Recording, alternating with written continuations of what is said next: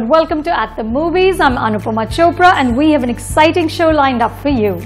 First, a conversation with Kajol, Dhanush and Soundarya Rajnikanth.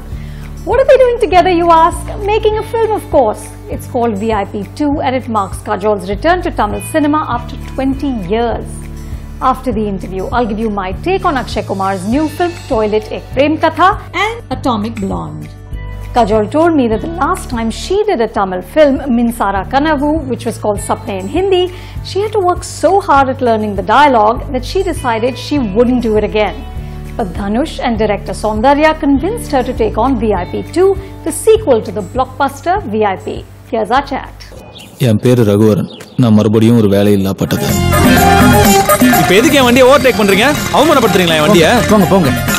அதான் car வாங்கியாச்சுல. எதுக்கு இந்த டப்பா வண்டியை கட்டிட்டு அழுவுறீங்க?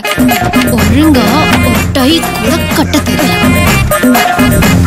ஊது. ஏய் குடிக்கலடி. குடிக்கல அப்புறம் என்ன ஊது? எவ்வளவு நாள் இப்படி இருப்பீங்க? வேற வேலை ஏதாவது ட்ரை பண்ணலாம்ல? இல்ல மேடம், ஜாப் எதுவும் கிடைக்க மாட்டேங்குது. எனக்கு மட்டும் எங்க இருந்து தான் எதிரிங்கலாம் வராங்கனே தெரியல. நான் பாட்டுக்கு என் வேலையை பார்த்துட்டு இருக்கேன். ரகுவரன், வசுந்தரா கன்ஸ்ட்ரக்ஷன் இன்வால்வ் ஆயிருக்குனா கஷ்டம் தான்.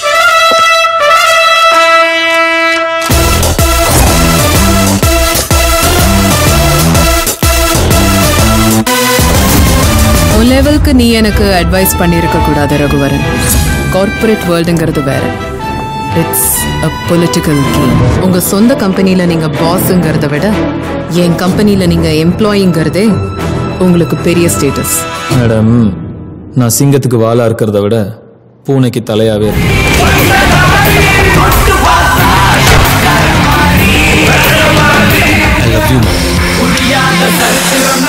அமுல் பேபி, எனக்குன்னு ஒரு நிரந்தர அடையாளம் VIP.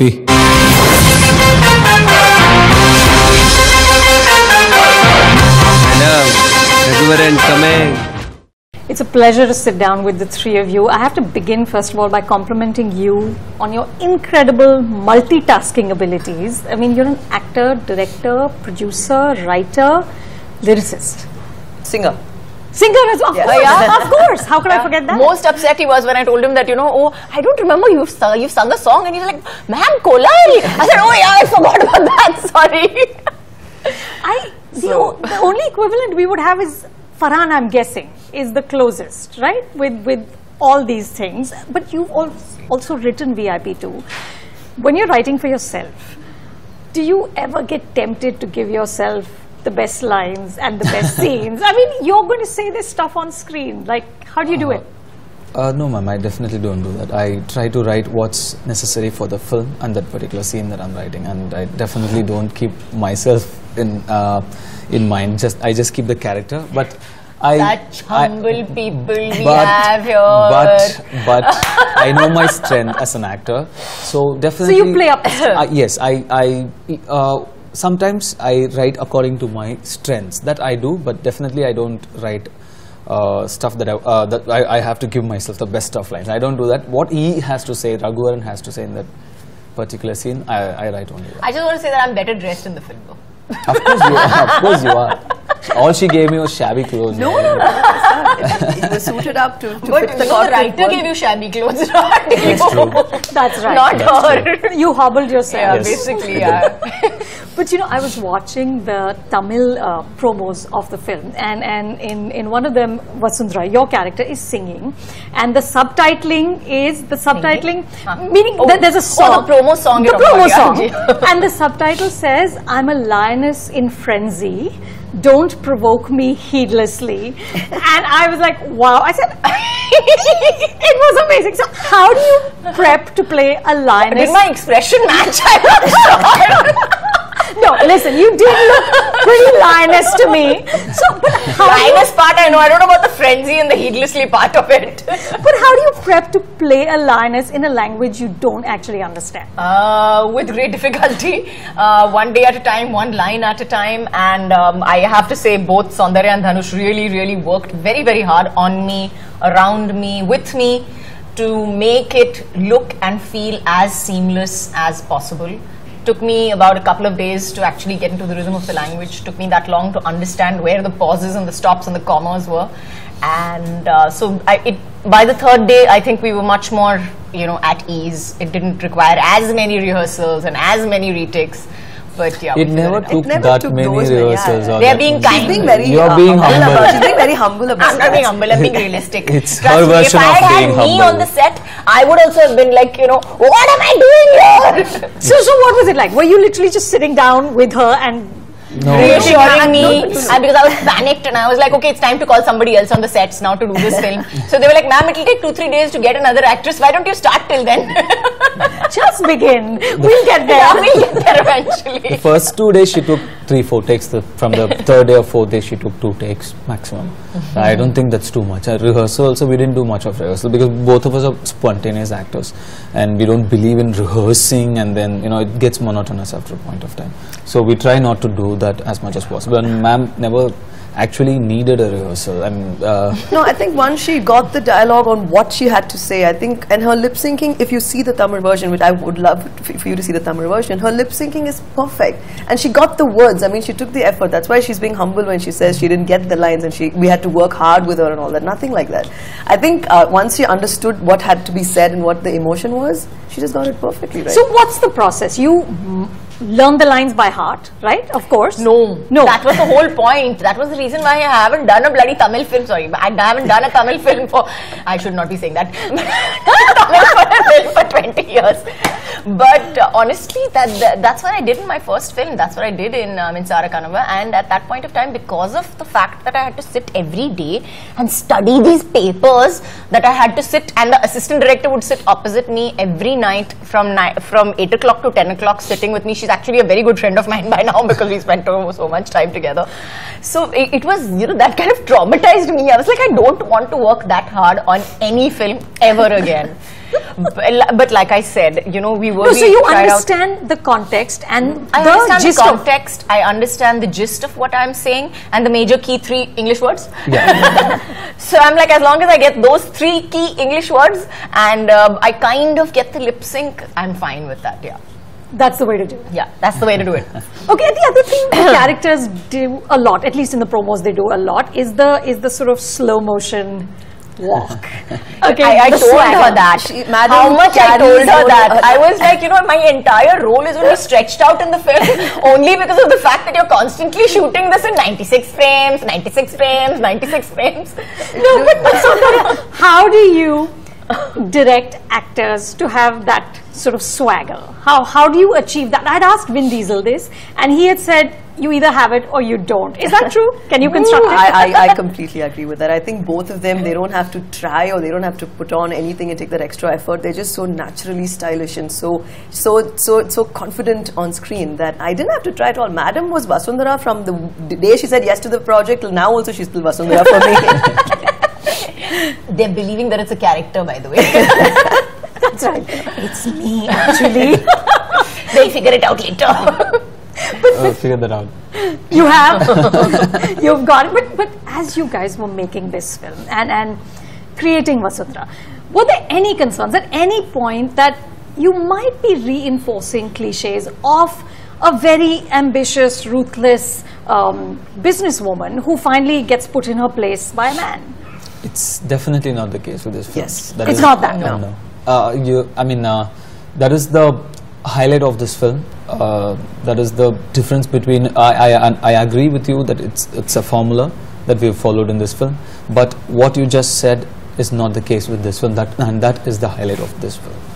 I think what's very clear about Vasundhara is that she's a very self-confident woman. In Hindi, it's actually apt. It's called Atma Vishwas. So it's really that. It's just this complete self-confidence that whatever happens in life, whatever whatever is put in front of me, I can and I will overcome it. And in fact, there's a very small line in the film. It'll probably pass you by. You probably won't even notice it if you ever watch the film. But there's a part where she actually says that. She's like, you don't have to worry about me. I will be fine. I mean, I will go back to where I am and I will reach wherever I have to reach. And that's just her. That's her character. That she has this supreme self-confidence. That she doesn't require a label of a Mr. or a Mrs. or a gender tag or a VP, CEO, mother, sister, any kind of a tag to identify who she is or even to enable her to do anything. So what is Amul baby? Yeah, even I didn't get that when I was shooting film. I was like, what is that? Are we discussing butter? What are we discussing? No, you want to say it? It's a slang used by like among teenagers, friends. I mean, like 5-6 years ago, it was that case to basically call spoiled brat. That yeah. So spoiled brat is an Amul baby. Yeah. Okay, I get it. I was like, what? That No, just it completely became very famous in part 1 Part because one, so- in part 1 he'll refer to the. So they would definitely expect me to say that somewhere or the other. So Okay. that's hence. But this script does not have any relevance to No. say Amul baby, but it's just for fans. It's only to get those whistles and the claps when he says Amul baby. I think that's. This is where you're playing to your strengths, right? As you're writing, you just Yes. said one Amul baby needs to be needs there. to be there. So, Soundarya, you said that the two of you are creatively compatible. But what are the rules of engagement when it comes to working with family? You call him the sir, which I love. I do.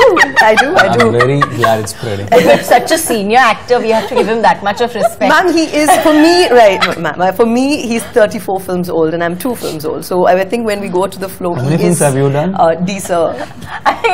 You're a senior actor. Baby. How many films have you done? 34 films. I don't think I've done 34 films. I've done about 29 films. So 35 now with your English film now? Yeah, 35. 35, yeah.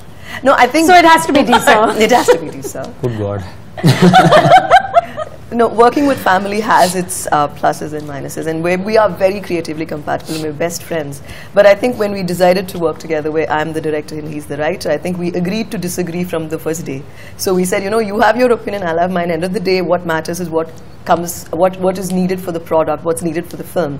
So I think we had our fights in between, of course. I'm not going to deny that. But Kajol, what did you see? Did you see them fighting on set? No, I No, saw. on set, never. Never. On set, never. Never. And I'm always. Not even sort of icy looks No. or glares? Icy looks went. Icy looks went. There was this one deep breath, and everybody was like, and Soundarya is very sweetly ignoring it and going back to the thing. So that happened. On set, it's the obedient Though they would actor. like to believe that nobody noticed that, God, of yes. course. So he gives the icy looks, he gives the glares? Well, the writer does that, and the actor controls him. And she's the captain of the ship. Shut up.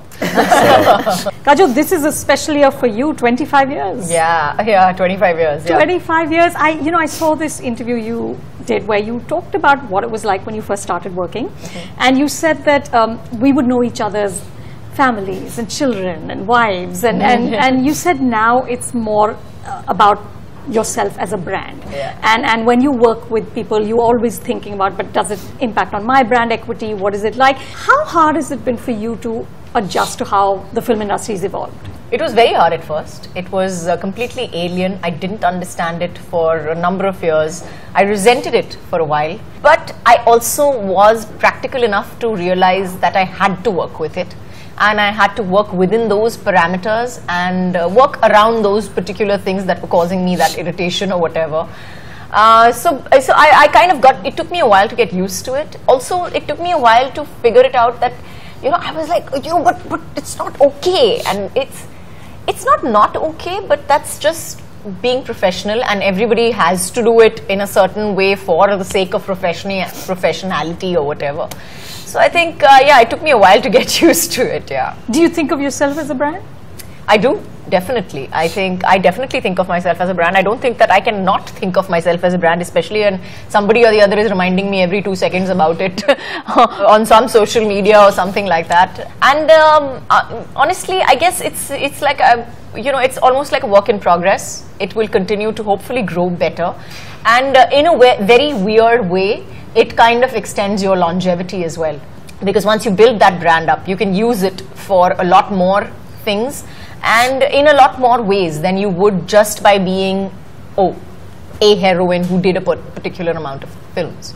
So it's not all bad. No, it definitely isn't. But yes, it is a completely different system of working. And there is no two ways about it. I mean, like, I remember my first film, I remember for Behudi, I was adopted. I was just adopted. Everybody from the cameraman to Rahul uncle to Mickey to Gautam to everybody on the set, from Vijayendra Ghadge who was playing my father to everybody just decided that I had to be taken care of. I was about 16 and a half at that point of time. So this baby ko bulao shot ke liye. No. You sit, baby. I mean, I've slept on Gautam's lap for entire 3.5 hours, like passed out for like in the bus and stuff like that. So I mean, they really, I would say that my mother has handed me over with like a tear in her eyes to say that, you know, please take care of my baby.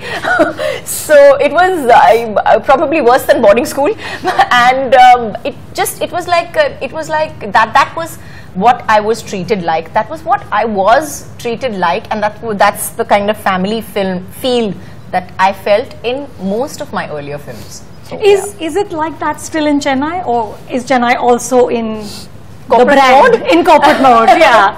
No, I think it's definitely more organized. Go ahead and say that. But I don't know. I felt the same. I mean, I did films there. so who called you baby? I also started when I was 16. It's D-Sir now.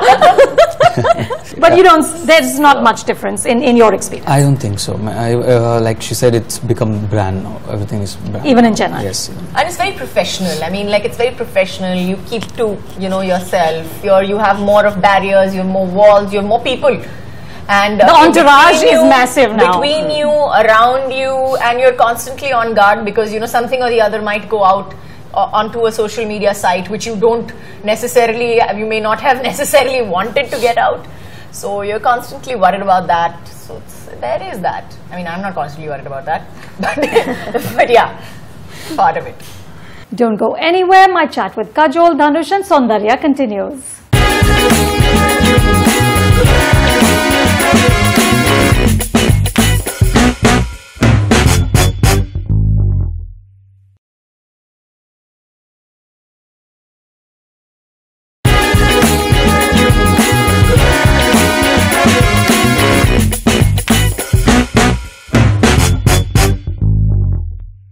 Welcome back. You're watching At the Movies and I'm in conversation with Kajol, Dhanush and Soundarya Rajnikanth. Tell me, you know, Hindi cinema, Bollywood has always been seen as the sort of premier cinema brand out of India. That's the brand that when you travel everywhere, people say, oh, India, Bollywood. You know, it's sort of shorthand for India. How do you think the success of the Bahubali franchise is going to alter that? Do you think, Kajol, that it might sort of, in a sense, reduce in some way the hubris and the arrogance in the Hindi film industry? Will it embolden film industries from the south to soar even higher? Does it shift the ground in any way? No, I personally feel the name they've given for Indian films has become Bollywood, yes. But they are watching Indian films in common. They are watching all the films. So now that I've gone there, I've stayed there, You've done a film? Yes, I can tell you that, you know, they watch Indian films, but the name they give, they can't have like 4 names, you know. So the name they have commonly, It's like how we say European cinema. Yeah, it's so like that. Like they've just given a common name to Indian films as Bollywood, but they watch all films, not just Hindi film. They watch Hindi film, Tamil film, Malayalam film, Telugu film, Marathi film. They watch all the films, and they have. You would be really surprised the kind of films they know. I mean, they know so much about Indian films. They follow so much, and they actually want to make many films from here there.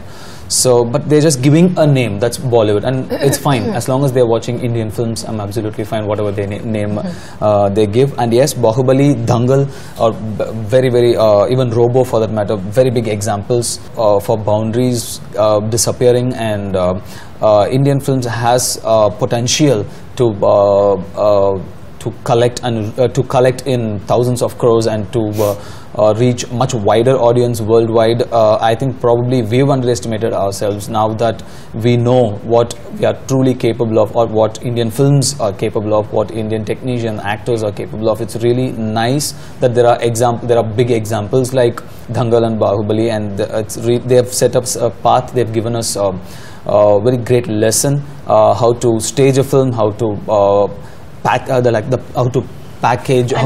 Most importantly, I think that what they have done is also brought home to us that you know, you cannot make bad cinema and get away with it anymore. The standard of a good film has risen. Absolutely. Definitely. And now you've realized that the audience knows it too.